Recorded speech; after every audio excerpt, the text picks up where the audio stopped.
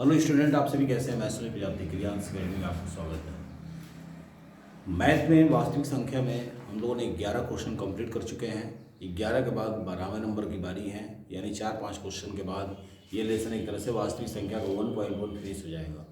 मुझे जहाँ तक आशा है कि आपको जितनी भी क्वेश्चन हमने आपको बताया है, सब सारी चीज़ें आपको क्लियर हो गई होंगी। यहाँ तक कि लसाअ मसाअ गुणनखंड जितनी भी सब सारी चीज़ें हैं पूरा आप समझ चुके होंगे।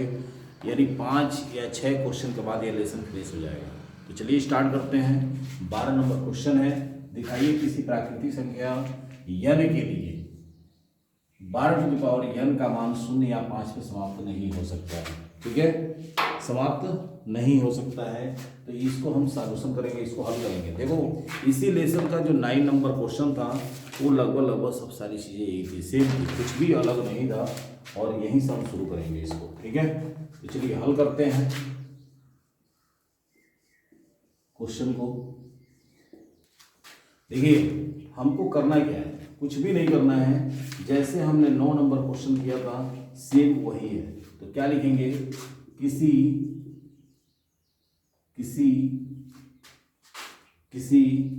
n के लिए 12n का मान 0 व 5 पर समाप्त नहीं होता है। क्या होता है, समाप्त नहीं होता है। इसलिए 12n का हम क्या करेंगे, गुणनखंड करेंगे। यानी इस 12 का गुणनखंड करेंगे तो क्या होगा, 2 दूनी 4, 3 12 और टू दी पावर n। यानी यहाँ पे जो इसकी गुणनखंड की जो संख्या आई वो हमारी कैसी संख्या प्राप्त हुई है, एक तरह से अभाज्य संख्या प्राप्त हुई है। किस तरह की संख्या प्राप्त हुई है, एक तरह से अभाज्य संख्या प्राप्त हुई है। यानी 12 के गुणनखंड में 2 व 3 एक अभाज्य संख्या है जो n के मान को 0 नहीं कर सकता, या n का मान 0 नहीं हो सकता। ठीक है, 0 नहीं हो सकता। इसलिए 12n का मान 0 या 5 पर समाप्त नहीं होगा, 5 पर समाप्त नहीं होगा। बस इतना ही करना है और कुछ भी नहीं करना है। देखो क्या है, अगर हम n का मान क्या कर दें, 0 भी कर दें तो क्या n का मान 0 हो जाएगा, नहीं। जैसे कुल मिलाकर कहने का मतलब ये है कि n की अगर हम कोई वैल्यू रख दें तो क्या इसका मान 0 होगा, नहीं होगा। यानी कुछ न कुछ अगर हम n का मान 0 भी करते हैं तो उसका मान 1 आ जाएगा। ठीक है, तो यही इसका जवाब है, बहुत ज़्यादा कुछ करने की जरूरत नहीं है। चलिए अगले नंबर क्वेश्चन पे चलते हैं। अगला नंबर क्वेश्चन है आपका कि निम्नतम भाज्य संख्या तथा निम्नतम अभाज्य संख्या का मौसा ज्ञात कीजिए। देखिए क्वेश्चन है, स्टार्ट करते हैं। 13 नंबर क्वेश्चन।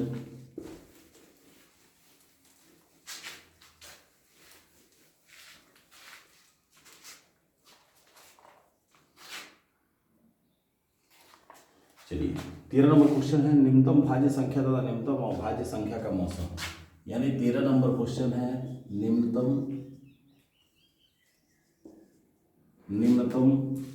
भाज्य संख्या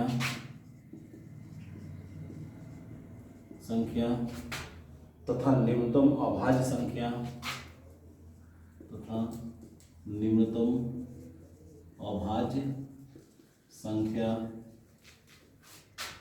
का मौसा ज्ञात कीजिए। देखो बेटा बहुत आसान सवाल है ये। ठीक है, कुछ भी नहीं करना है इसमें। हमको करना क्या है, हमको करना ये है कि निम्नतम भाज्य संख्या तथा निम्नतम अभाज्य संख्या का मौसा ज्ञात करना है। ठीक है, तो देखिए निम्नतम भाज्य संख्या, भाज्य का मतलब जो किसी संख्या से विभाजित हो जाए उसी को भाज्य कहेंगे ना। तो यानी जो निम्नतम भाज्य संख्या होगी, यानी निम्नतम जो भाज्य संख्या होगी कितनी होगी, कितनी होगी भाई? देखिए 2 क्या है, अभाज्य संख्या है जो स्वयं से विभाजित होता है, 3 भी अभाज्य संख्या है। अब बात आती है 4 की, तो 4 क्या होता है? 4 2 से विभाजित हो जाएगा ना, तो यानी हमारी जो निम्नतम भाज्य संख्या होगी वो कितनी होगी? 4 होगी, ठीक है। और निम्नतम अभाज्य संख्या क्या होगा? निम्नतम अभाज्य संख्या क्या होगा? निम्नतम अभाज्य संख्या हमारा होगा कितना? 2। अब इन दोनों का हमें क्या करना है? मौसा ज्ञात करना है। तो मौसा किसकी बात आ जाएगी?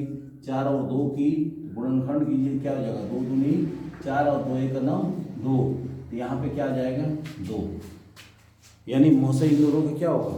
2 हो जाएगा। यही हमारा आंसर होगा, यानी इन दोनों का निम्नतम भाज्य संख्या और निम्नतम अभाज्य संख्या का जो मौसा होगा वो 2 हो जाएगा। और मौसा का तरीका हमने आपको बता ही दिया था, जो दोनों में संख्याएं क्या हो, कॉमन हो, वही हमारे क्या होता है? मौसा आ जाता है। चलिए अगले नंबर क्वेश्चन पे चलते हैं, स्टार्ट करते हैं अगला नंबर क्वेश्चन।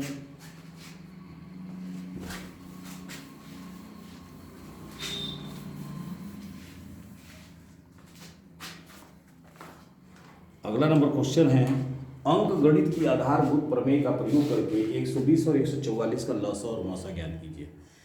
अंक गणित की आधारभूत प्रमेय का प्रयोग करके, देखो बेसिक जैसे हम सिंपल बात करते हैं, जैसे हमने 9th क्लास वगैरह में पढ़ चुका है, वही बात कर रहा है कि अंक गणित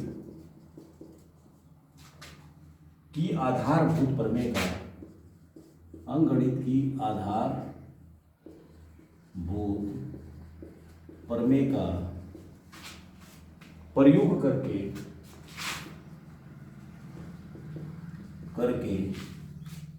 120 और 144, 120 व 144 का लस व मौस ज्ञात कीजिए।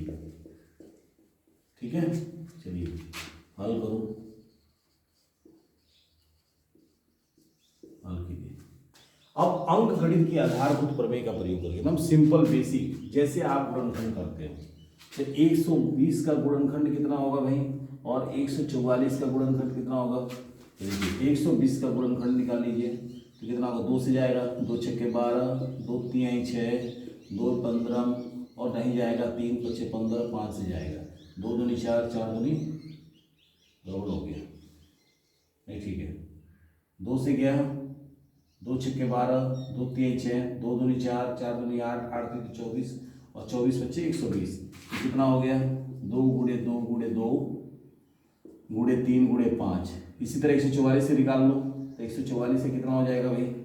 144 का 2 से जाएगा, कितनी हो जाएगा? 72, 2 से 36, इससे 2 से जाएगा आपका हो जाएगा 18, ठीक है, इससे 2 से जाएगा 2 9 18, 3 तरीका 9, यानी क्या हो जाएगा?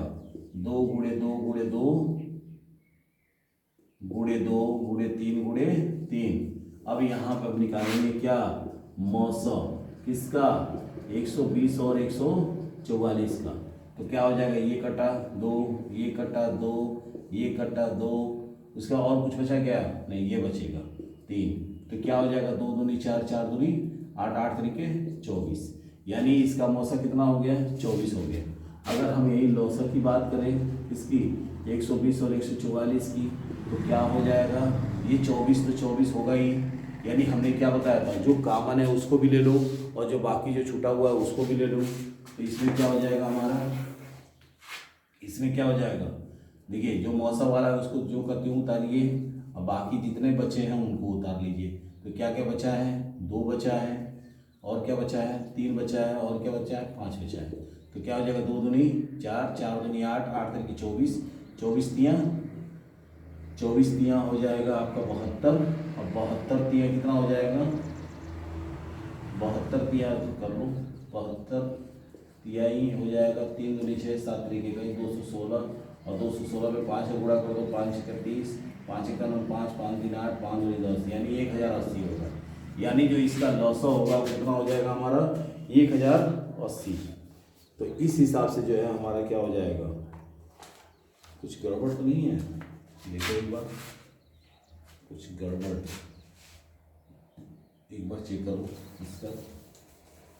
2 दूनी 4, ठीक है, 4 दूनी 8, 8 दूनी 16, 16 दिया 48 और 48 दिया कितना हो जाएगा भाई, 8 तरीके 24 के 4, 4 के 12, 2 14 और 5, 5 को 20, 2 और 5 को 20, 2 22 और 5 का 720 होगा। ठीक है, वो कहीं मिस्टेक हो गया था हासिल लेने में, यानी इसका जो लॉसो होगा वो कितना होगा, 720 होगा। मौसा कितना होगा, मौसा आपका हो जाएगा 24। तो इस हिसाब से ये आपका 14 नंबर क्वेश्चन फिनिश हो गया। और इसके बाद हम स्टार्ट करते हैं 15 नंबर क्वेश्चन। 15 नंबर में क्वेश्चन बहुत इंपॉर्टेंट है, देखिएगा।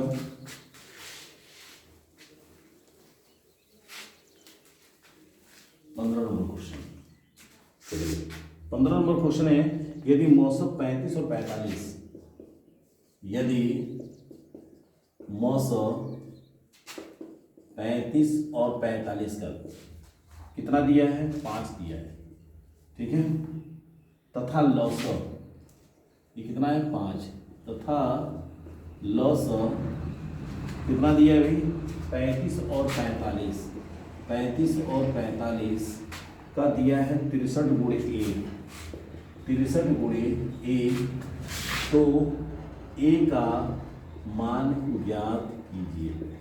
अब देखो बाबू, यहाँ पे कितना आसान सवाल है। यहाँ पे मौसम 35 और 45 का, यानी 35 और 45 क्या है, एक तरह से पूर्णांक संख्या है, एक तरह से क्या है, पूर्णांक संख्या है, और इनका मौसा ऑलरेडी 5 दिया हुआ है, ठीक है। और कह रहा है इन्हीं का लौसा जो है निकलने के बाद वो इसके बराबर हो जाता है, क्या हो जाता है, इसके बराबर हो जाता है। तो हमें ए का मान ज्ञात करना है। तो देखिए एक फार्मूला हम जानते हैं, वो फार्मूला है क्या, 2 पूर्णांकों का गुणनफल मौसा गुणे लौसा के बराबर होता है। तो क्या होता है कि ए गुणे बी बराबर मौसा ए बी का गुणे लौसा ए बी का होता है ना, यानी 2 पूर्णांकों का गुणनफल उन 2 पूर्णांकों के मौसा का गुणन तथा लौसा के गुणनफल के बराबर हो जाता है। यानी कुल मिला के 2 पूर्णांक हैं और 2 पूर्णांक मौसा और लौसा के गुणनफल के बराबर होता है। तो चूंकि यहाँ पे जो ए का मान क्या है, 35 है, बी का मान क्या है, 45 है, यानी कुल मिला के 35 और 45 क्या है आपका, ए और बी का मान है। तो यहाँ से अगर हम लौसा निकालना चाहें, ए की वैल्यू निकलेगा, तो यहाँ पे अगर हम लौसा निकालना चाहें तो लौसा कितना हो जाएगा भाई, 35 का निकालना हमको, 35 से क्या हो जाएगा, 7 × 5 = 35, और यहाँ पे जो 45 है वो क्या हो जाएगा, 9 × 5 = 45, और यहाँ से इनका लौसा निकाल लीजिए। तो क्या हो जाएगा, ये कॉमन हो जाएगा, ये 7 हो जाएगा, 9 हो जाएगा, 7 × 5 = 35 और 35 नंबर कितना हो जाएगा, 9 × 5 = 45 और 5 9 × 3 = 27 और 27 और 4 कितना हो गया, 31, यानी 315। अब यहाँ पे हम सीधे सीधे क्या रख सकते हैं, लौसा उसका हम रख सकते हैं कितना, बताइए, बोलो भाई, हम सीधे सीधे क्या रख सकते हैं, 315 रख सकते हैं, ठीक है, 315 हो जाएगा। तो इस फार्मूला पे रखने से पहले हम क्या करेंगे, यहाँ से एक काम और भी कर सकते हैं जो बहुत आसान है। देखिए क्या रख सकते हैं यहाँ पे, देखिएगा यहाँ पे हम रख सकते हैं कि लौसा बराबर, लौसा 35 और 45 का 63 गुणे ए है, तो इसका हमारा निकला है 315 बराबर 63 गुणे ए। तो ए बराबर 315/63 लिख सकते हैं, लिख सकते हो ना, ये भी हो जाएगा, हो जाएगा। तो देखिए यहाँ से क्या हो सकता है, यहाँ से कितनी बार में चला जाएगा, यहाँ से चला जाएगा हमारी 5 बार में। देखो 5 × 3 = 15, ठीक है, और 5 × 6 = 30 और 30 और 1 = 31, यानी सीधे सीधे हमारा क्या हो जाएगा, 5 आ जाएगा, यानी ए का मान कितना हो जाएगा, 5। यानी एक तरीका तो ये है निकालने का, और दूसरा तरीका इस फार्मूले से भी आप निकाल सकते हैं। दूसरा तरीका क्या है, इस फार्मूले से भी निकाल सकते हैं, और इसमें बहुत बड़ी बात नहीं होगी, ये भी बहुत आसान सवाल है। कैसे होगा, यहाँ पे हम क्या करेंगे, इन दोनों का 35 और 45 रख देंगे, और यहाँ पे हम क्या कर देंगे, 5 रख देंगे, और इसकी जगह पे 63 गुणे a कर देंगे, काम बन जाएगा, रिजल्ट वही हमारा 5 आएगा। लेकिन शायद हमारे ख्याल से सबसे आसान और सबसे सस्ता यही है। ठीक है, तो मुझे जहाँ तक आशा है आपको समझ सारी चीज़ें क्लियर हो गया होगा। अब इसमें 2 क्वेश्चन बचेंगे, 2 क्वेश्चन यानी 16 और 17, उसको हम अगली क्लास में फिनिश कर देंगे और फिनिश करने के बाद उसके बाद हम नया लेसन शुरू कर देंगे। ठीक है, चलिए तब तक के लिए धन्यवाद। वीडियो को ज़्यादा से ज़्यादा शेयर करो, लाइक कीजिए, सब्सक्राइब कीजिए, जितने भी आपके मित्र हैं उनको सबको शेयर कीजिए। ठीक है।